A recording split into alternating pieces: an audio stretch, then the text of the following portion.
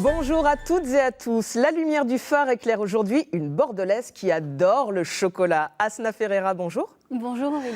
Plein phare sur le chocolat. Quand est-ce qu'il vous a fait fondre pour la première fois?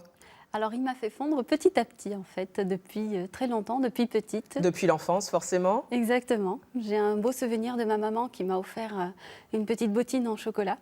Et ça m'a marquée parce que je me demandais comment on faisait pour arriver à avoir un produit qui se mangeait, qui en même temps était aussi beau artistiquement. Et voilà, ça a commencé à naître comme ça. On découvre là les différents chocolats que vous créez, que vous fabriquez dans votre boutique à Bordeaux depuis 2014. Ce sont des chocolats Grand Cru, c'est marqué dessus. Tiens, un chocolat avec une cacahuète. C'est logique dans un département de grands crus de vin que de faire des grands crus de chocolat? C'est un petit clin d'œil pour ma ville préférée. C'est une manière aussi de détourner un peu l'attention sur le vin et de dire aux gens que le chocolat mérite aussi ses lettres de noblesse exactement comme le vin, puisqu'on a 500 notes aromatiques dans le chocolat, exactement comme le vin. On a 500 notes aromatiques dans le vin. Ouais. On subit une méthode de fermentation qui permet de donner des précurseurs aromatiques. Et puis voilà, donc il mérite aussi cette appellation. Pas tous les chocolats, bien sûr. Ça veut dire qu'il y a des chocolats millésimés également? On peut avoir des chocolats millésimés parce que d'une année à une autre, on n'a pas le même goût puisque ce n'est pas le même climat tout le temps. D'accord. Plein phare sur un chef, un master chef qui vous a aidé à vous lancer. C'était en 2012, un concours de cuisinier amateur à la télévision. Vous terminez 9e et vous découvrez une ambition. Ça a été votre tremplin, cette émission? Alors, disons que j'avais en idée d'être chocolatière avant l'émission. C'est juste que je me suis un peu réservée, pris un peu le temps de ne pas leur dire. J'avais une hésitation entre la cuisine et le chocolat. Oui, parce que là, c'était une émission uniquement de cuisinier. Exactement. Pas spécifiquement de dessert ou de pâtissier. Après, je me dis c'est une histoire de goût, tout simplement, que ce soit le chocolat ou la cuisine, on fait travailler les mêmes sens. Et le chocolat a gagné à la fin. Ça a confirmé en tout cas l'ambition que vous aviez de travailler un produit culinaire, à savoir le chocolat. Et oui, ça n'a fait que confirmer cette ambition-là. Et j'ai fait un petit test chez Michel Portos quand il était au Saint James. Ouais, à Bouliac. Voilà, à Bouliac. Et là, je me suis dit, restaurant. voilà, je vais essayer, voir si je veux faire de la cuisine au chocolat. J'ai fait aussi un test dans une grande maison de chocolaterie à Bordeaux. Et là, je me suis dit, allez, c'est le chocolat qui prime. Et 4 ans après l'émission, vous êtes devenue une master chocolatière, un chocolatière de l'année 2016, tablette d'or pour votre chocolaterie. Le Salon du chocolat à Paris vous a récompensé. Ça vaut toutes les premières places de concours culinaires télévisés, tout ça? Vraiment oui, parce que ce sont des professionnels de la dégustation de chocolat qui ont décidé de me donner ce prix-là. Ça a été vraiment une très très grande surprise pour moi et le début d'une prise de conscience, de me dire j'ai ma place dans ce milieu, vraiment. Les clients ont commencé par me le confirmer et là j'ai eu un peu une sorte de consécration. Plein phare sur l'artisane que vous êtes. Vous ne vous contentez pas que de travailler le chocolat comme on va le découvrir sur des photos dans votre atelier de Bordeaux. Vous allez à la source du chocolat. Donc là, vous travaillez le chocolat dans votre petit atelier. Attention, quand on regarde trop l'objectif, sinon ça va sur la table. Voilà, vous en mettez partout sur la table, c'est pas terrible. Vous allez à la source du chocolat, la fève de cacao. Expliquez-nous un petit peu ce qui vous fait voyager jusqu'au producteur de chocolat, de cacao. Alors, on ne peut pas être chocolatier sans être un minimum curieux pour savoir comment la fève se fait, comment on a vraiment une bonne fève de bonne qualité. Donc, le but, c'est d'aller voir au cœur du produit comment il est produit, comment les gens travaillent, dans quelles conditions ils travaillent. Là, vous êtes où? Là, on est au Costa Rica. Ouais. Voilà, donc ça, c'est des plantations de Trinitario. Et donc De Trinitario. Oui, Trinitario. C'est l'autre nom du cacao? C'est un type de cacaoyer. Il y a plusieurs types d'arbres. D'accord. Voilà, comme les différents cépages en vin. D'accord. Donc le Trinitario, disons que ça vient de l'île Trinidad et Tobago, d'où le nom Trinitario, parce que ça a été découvert à Trinidad et Tobago. Et disons que c'est un peu un hybride entre le Criollo, qui est le natif, ça veut dire natif en Espagne, et Forastero, qui est l'étranger, ça veut dire étranger. Et vous êtes devenue une vraie spécialiste du cacao, là. J'ai l'impression d'entendre un professeur en cacao. J'avoue que ce n'est pas difficile. C'est vraiment un produit passionnant. C'est très facile d'apprendre et de goûter, et d'apprendre à goûter.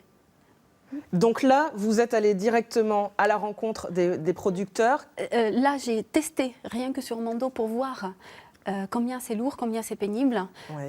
Rien que sur un seul passage, il porte jusqu'à 80 kilos de cabosse, dans une chaleur atroce, à 35 degrés, 37 degrés, une humidité infernale. Donc c'est une forme de respect pour ces gens-là aussi, que de dire aux gens que pour avoir du bon chocolat, il y a des gens qui travaillent énormément et d'une manière assez intense derrière. Donc c'est un état d'esprit de commerce équitable Tout à fait. dans la démarche. Exactement. Nous ne faisons pas de marketing autour de ça. On n'a pas de label équitable ou quoi que ce soit, mais je sais que mes chocolats, effectivement, à l'achat, ils coûtent beaucoup plus que ce qu'on peut trouver dans certains circuits, et ça pour respecter leur travail, en fait. Et là, c'est une autre forme de cacao, ça n'a pas la Là, même on couleur. était en train de voir un arbre qui n'était pas quand même en très très bonne santé, parce qu'il est enrobé d'une sorte de laine qu'on appelle la lana, tout simplement, parce qu'elle étouffe les petits bourgeons qui vont donner des cabosses. Et ça, c'est un forastero. Hein? Un Pardon. forastero. C'est un cacaoyer forastero. D'accord. Qu'est-ce que ça vous apporte de faire tous ces voyages? Déjà, est-ce que c'est des voyages que vous faites chaque année pour vous assurer des produits que vous allez travailler après? Alors, on essaie de le faire chaque année. Déjà, c'est un enrichissement personnel d'être au contact et d'apprendre un peu plus sur l'arbre et côté botanique de l'arbre pour pouvoir bien le travailler par la suite. Puisque notre ambition, justement, c'est de pouvoir travailler la fève. Un travail de la fève pour pouvoir sortir la tablette, et ça, made in Bordeaux. Ouais. Notre rêve, c'est de pouvoir avoir une sorte de petite manufacture du made in Bordeaux de cacao, et pour pouvoir bien établir des recettes spécifiques qui vont correspondre à la taille de la fève, l'origine de la fève, ou alors le goût qu'on veut avoir à la fin, il faut savoir comment c'est fait en amont pour pouvoir définir un temps d'autoréfaction précis, un temps de conchage précis et un pourcentage de sucre précis dans la recette. Vous restez combien de temps dans chacun de ces pays qui Pas fabriquent beaucoup. comme ça? Pas beaucoup. 10 jours, c'est le maximum que je m'autorise, parce que j'ai une vie de famille et puis en même temps, je suis chef d'entreprise, donc je ne m'éloigne pas trop de ce qui est aussi essentiel pour moi. Ouais. Là, expliquez-nous ce que vous découvrez. Donc là, c'est vraiment la fève de cacao. Hein, Oui, une fois que... ça c'est la méthode traditionnelle, tout simplement. C'est que les fèves sont torréfiées. Après, elles sont décortiquées à la main, hein, donc comme avant. Et ensuite, il y a un mortier en bois où on va venir écraser les fèves jusqu'à ce qu'elles donnent un peu, jusqu'à ce que le beurre de cacao chauffe et forme une sorte de pâte qui après, souvent dans ces pays-là, est un peu boulée, et après elle est râpée, soit sur du salé ou du sucré, et même pour faire des boissons chocolatées, après donc ils en font des petites boules comme ça, et c'est mis peut-être dans un bol, et après on verse de l'eau chaude, et ça fond, ces petites boules elles fondent, vous pouvez rajouter du miel, du sucre, et voilà, c'est vraiment super traditionnel comme méthode, on peut le faire chez soi si on veut. Hein. Ça vous inspire ensuite, quand vous revenez en France, quand vous revenez à Bordeaux pour faire des nouvelles recettes, que d'être allé aussi loin découvrir comment ça se produisait? Évidemment, on s'inspire d'abord, vu l'entourage qui m'entoure, on s'inspire autour de soi, et on s'inspire aussi à l'étranger. C'est très important quand je dis, par exemple, pour les recettes de chocolaté caliente qu'on vend en boutique. Chocolaté caliente, très bien. C'est des recettes de boissons à l'ancienne, du chocolat à l'ancienne, et que j'ai eu l'inspiration en étant invitée dans des plantations. Il faisait très chaud, et malgré tout, on nous servait du chocolat chaud aux épices. Par exemple, en République dominicaine, en l'occurrence, avec de la cannelle et du gingembre. Donc, mais c'est merveilleux, c'est super bon, même s'il fait chaud, on le boit. Et donc, quand je suis rentrée, je me suis dit, tiens, c'est peut-être quelque chose à creuser. Du coup, j'ai rajouté d'autres épices, j'ai fait d'autres recettes, et donc du coup, ça a un succès fou en boutique, et surtout quand il fait froid, les gens en achètent beaucoup. Vous êtes vraiment une artiste du chocolat, hein, des sources d'inspiration comme ça, puisées à droite, à gauche, de vos proches. Vous vous considérez comme une artiste? C'est gentil de me considérer comme une artiste. Personnellement, je trouve ça merveilleux d'être déjà considéré comme un artisan. Ouais. Pour moi, un artisan, c'est vraiment très noble comme métier. Je trouve que j'ai réussi quand j'ai réussi à travailler avec mes mains. C'est ce qui me manquait à la base. Au-delà du fait de travailler le chocolat, c'est de travailler avec mes mains. Arriver le matin, trouver qu'il n'y avait pas de produit. À la fin de la journée, d'une matière première, on a un produit fini. C'est tellement gratifiant. Voilà, ça change tout. Vous avez 2 enfants, Asna, 2 filles qui ne connaissent pas, j'imagine, le chocolat industriel, c'est interdit? Alors, je n'interdis rien, parce que c'est la meilleure façon de comparer. Voilà, non, je n'interdis rien. Elles connaissent un petit peu d'autres chocolats puisque Avec des surprises dedans. Voilà, c'est ça. Je ne suis pas la seule à offrir des chocolats autour de moi. Il y a papy, Oui. mamie, forcément. Mais elles reviennent toujours pour me dire « Bon, maman, ton chocolat, il est très, très bon. Hein. » Tant que le chocolat de maman est le meilleur. Plein phare sur un objet que vous nous avez apporté. Non, il ne se mange pas. Non, il ne se mange pas. Surtout pas. Ça n'est pas du chocolat. Oh, un couteau Oui. pour faire du chocolat. Un couteau pour tout faire.